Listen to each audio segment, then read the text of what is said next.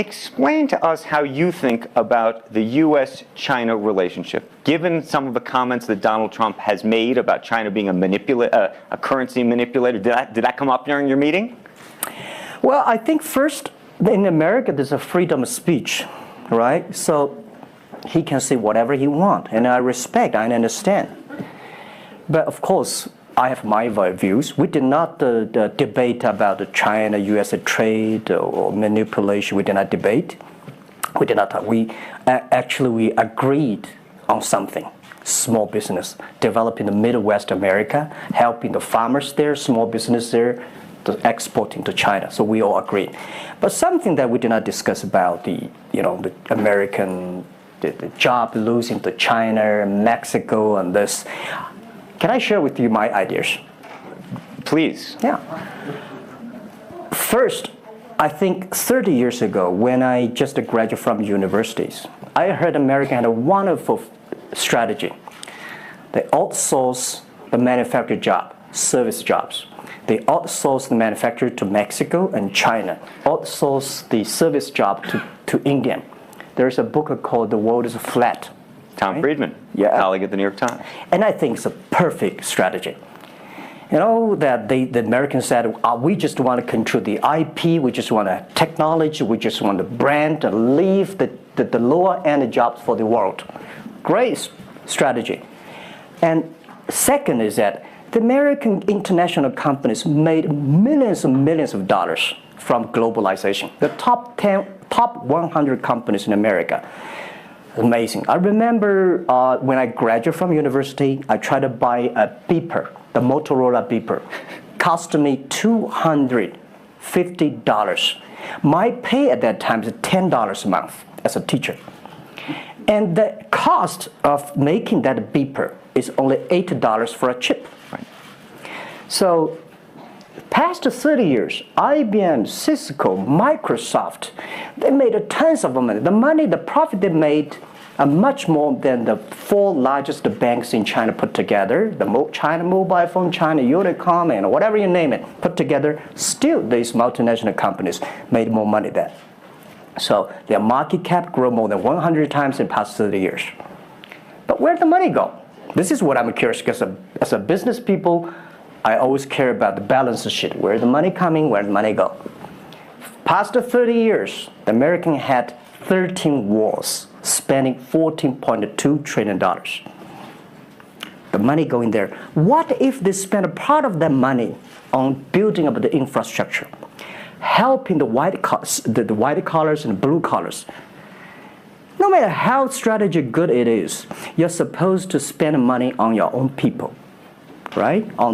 Not everybody can pass Harvard.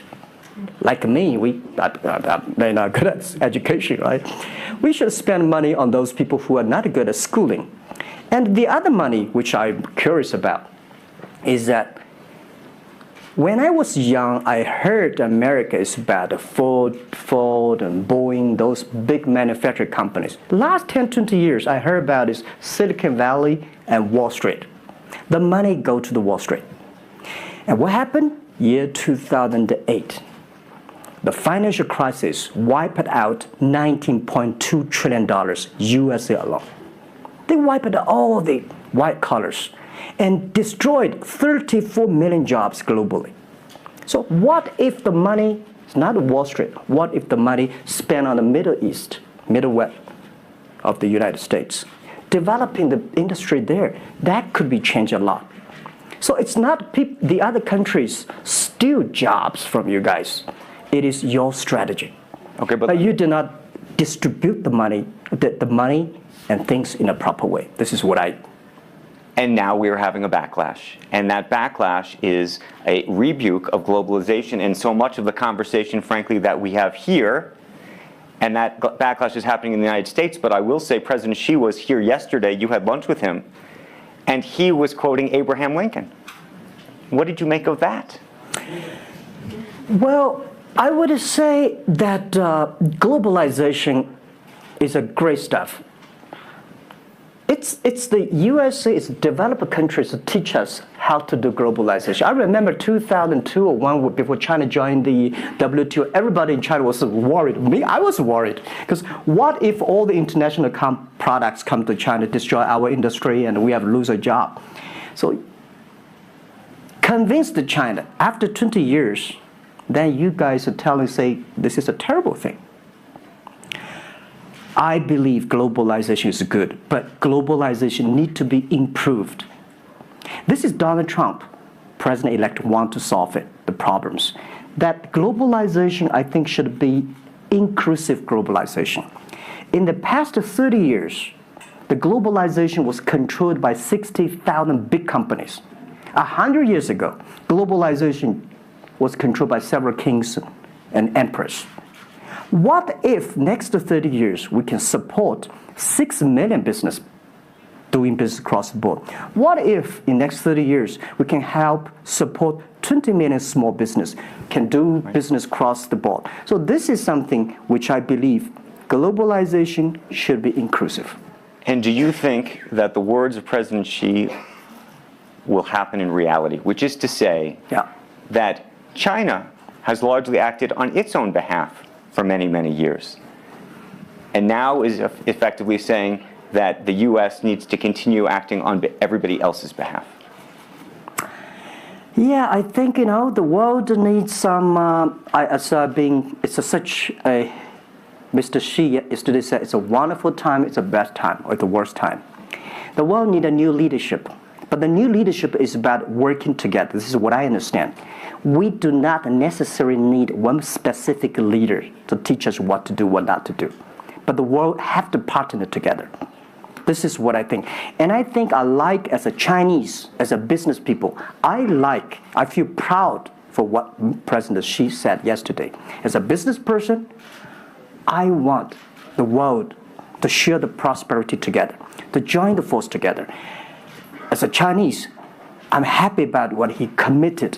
Yesterday he said, he speaks like us, takes the responsibility of the second largest economy. As the China's second largest economy, he has to take some responsibility. This is the first time I heard a Chinese leader make number commitment. He said, next 10 years, we are going to import $8 trillion US. This make me feel excited because China is transforming from exporting to importing. If there's a concrete number, if we can fulfill it, this is going to be huge change to the China and to the world. But don't you think that it's easier today for China to be interested in globalization because of the benefits that can accrue to China because you're continuing to develop than it is for countries that are, quote-unquote, developed? Well, first, the WTO rule is not designed by China. It's not made by China. I would say there's something that I want to change. The WTO is designed, a lot of rules designed for big companies in the past 30 years, and only big companies can do it. And China definitely benefit a lot from opening. I think China should learn one thing, that we grow in the past 30 years. It's because we open to the world. If we continue to open to the world... Not fully. Okay. American business that wants to effectively go into business in China has a very difficult time, has to partner effectively with a company that's there already. This is why I said China has problems too. The world has problems. And China definitely has a lot of problems. China should open, should be more confidence. This is what I feel yesterday. I feel the confidence of Mr. Xi that he is ready to open more to the world. This is what I suggest, that we should solve the problem by business community, by negotiation. WTO, China joined WTO for 20 years or 70 years. I don't know the number. But the past years, that I think we as a business, we as a country, we as the world, we have to review something. Right. But not because unbalanced things, we stop it. You've been calling for something called EWTP. Yeah. What is that? This is what I would talk about, is that the WTO was great, but they mainly designed for developed countries, big companies. There's no opportunity for small business. We want to build up an electronic world trade platform to support young people, small business, thanks through mobile phones, internet, they can sell and buy across the board. And the other thing is that WTO is a very interesting organization. When you put the Doha round, when you put 200 government officers in one room, ask them to agree on something, it's impossible. I can never imagine that they can agree on something together. Business should be designed by business people. So we believe EWTP should be something that the business people sit down together, agree on something, negotiate on something, and get endorsement from the government. I want to talk a little bit about Alibaba and the model itself, because I think for many in the West, if you will, they don't necessarily understand it. And to the extent that the extent that I could try to compare it to Amazon, which I know you think is an unfair comparison, one of the things that's so fascinating to me is that Amazon and Jeff Bezos have pursued what might be described as a very asset-heavy business model. They're buying airplanes. They want to own the entire supply chain from beginning to end. And Alibaba has effectively an asset-light business. It is very much, in terms of the retail piece of this, the opposite. You don't want to own the warehouses. You don't want to own the logistics companies. How do you think about that? Is Jeff Bezos right, or are you right? And is there going to be a meeting in the middle? I hope both are right. And because the world can never have one model. If the world has only one correct model, the world is too boring. Right? We need to have all kinds of models. And the people who do the model should believe in the model. And I believe what I do. Right? The difference between Amazon and us. Amazon is more like an empire. Everything they should control themselves, buy and sell. And our philosophy is that we want to be an ecosystem. Our philosophy is to empower others to sell, empower others to service, empower making sure the other people are more powerful than us. Making sure with our technology, our innovation, our partners, our 10 million small business sellers, they can compete with Microsoft, IBM. Our philosophy is that we think using internet technology, we can make every company become Amazon. Remember one thing. Today, for our sales, our GMV last year is more than 550 billion US dollars. To hire people deliver for us, we need 5 million people. So how can we hire 5 million people deliver things for us to deliver the things we sold? The only way we do is empower the service company, logistics companies, making sure they are efficient, making sure that they make the money, and making sure that they can hire more people. But without owning the whole chain, can you do it as effectively? The idea that you're watching Amazon being able to deliver things now within hours, literally. We made 125 cities deliver within 1 day last year. Imagine, 10 years ago, deliver one thing from Beijing to Hangzhou takes about 8 days. Now you can deliver things from Beijing to Inner Mongolia, some city, within 12 hours. It's improving. You can never expect these things happen within 24 hours. We have patience. So I think, can you imagine that within the 11/11 Singles Day, we sold $17 billion. And by delivering more than 600 million packages within 3 days. This is happening. And this is what we feel proud of. It's not how much money we make. It's not how powerful we are. We think because of the technology, we can make the technology very inclusive, that every small companies can use it. This is my dream. Because I started my first business in 1992 in China. As a small business, in order to borrow money, 5,000 US dollars from bank, took me 3 months to acquire, still failed. So difficult to be a small business. Today, with the technology, we can empower them. This is something I want to do. One of the critiques, as you know, and it continues to linger around Alibaba, is the piracy issue. There's an IP issue, and it's an issue all over China, but you take the brunt of a lot of it. Yeah. How much progress have you made in your mind, and how do you think about some of the regulatory bodies in other countries, including the U.S., that continue to criticize Alibaba for these issues? First, when we start do this business, as a business like this size, you have to take all the criticism. You have to listen what is right, what is wrong. And second, as an e-commerce, when you put 10 million small business, empower them to sell. We do not like Amazon buy. We cannot check. Even you buy, when you buy $55 trillion or $550 billion, you cannot check every product. So the model itself and the e-commerce itself may have a lot of these flaws. And third, I would say in the past 17 years, we are the leader of this anti-privacy issues, the IP, protect the IP. But the second, we are internet companies. We do not have the law enforcement. We find this guy is selling product, cheap, fake products. We delete them. We cannot arrest them. But we made huge progress. Last year alone, we put 400 people into jails. We deleted 370 million fake products listing on our site. I would say we are the leaders, and we are using the big data to check who's buying, who's manufacturing, who's selling, what is the address. So now I'm happy about the whole world, especially China, all the government organization, start to realize the issues. So I would tell you, good thing is that today, when you go to those criminal group, which I call them criminals, those fake products manufacturers, sellers. You've praised the quality, though, of some of these. I will talk about it later, right? Those criminals said they can go anywhere but not Taobao and Tmall, because using our data, we trace where they are, who they are, what's the address, what the amount. And we will deliver this to the police station and working with them to arrest them. The quality issues is something I want to share with people. It's not about praising the fake products.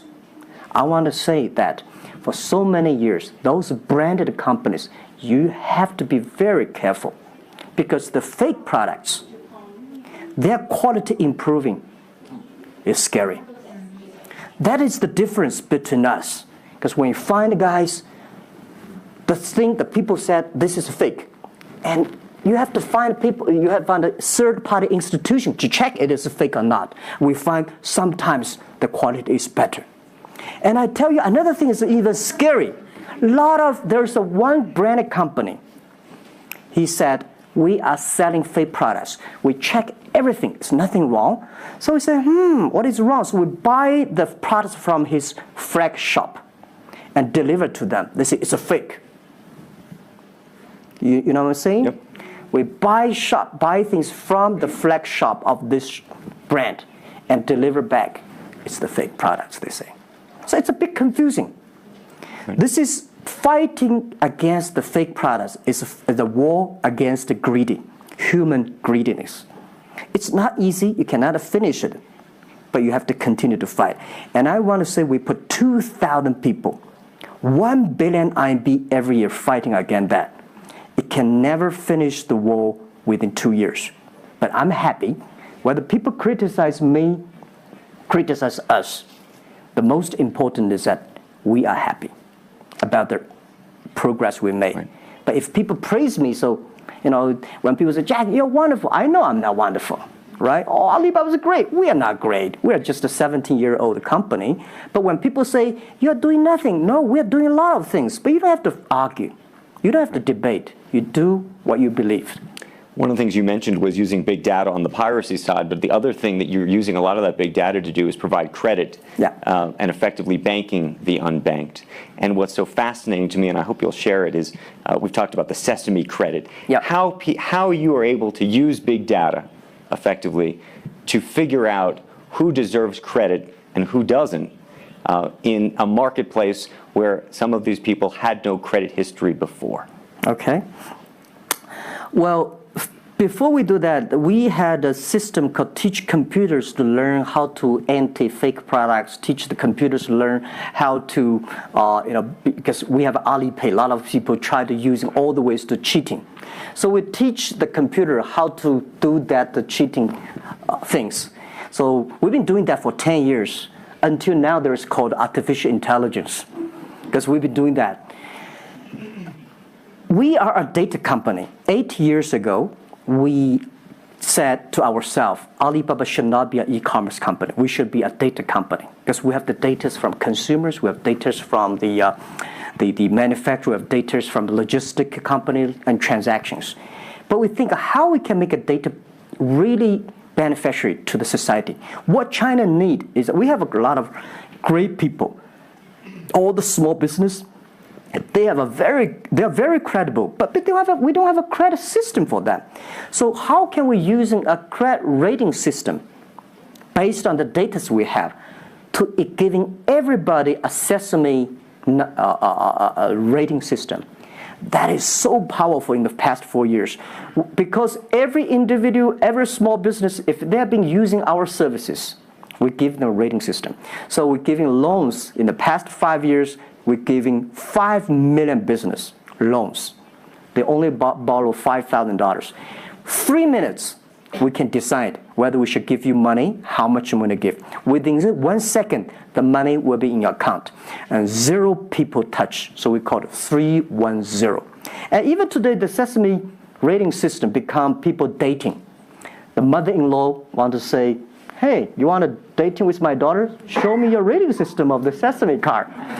So it's so funny. We go to the people want to rent a car, people want to rent a bicycle. They will say, show me your Sesame cards. Good. Because if they do not pay back, if they do not fulfill, the rating system is going to low down and they can never rent a house.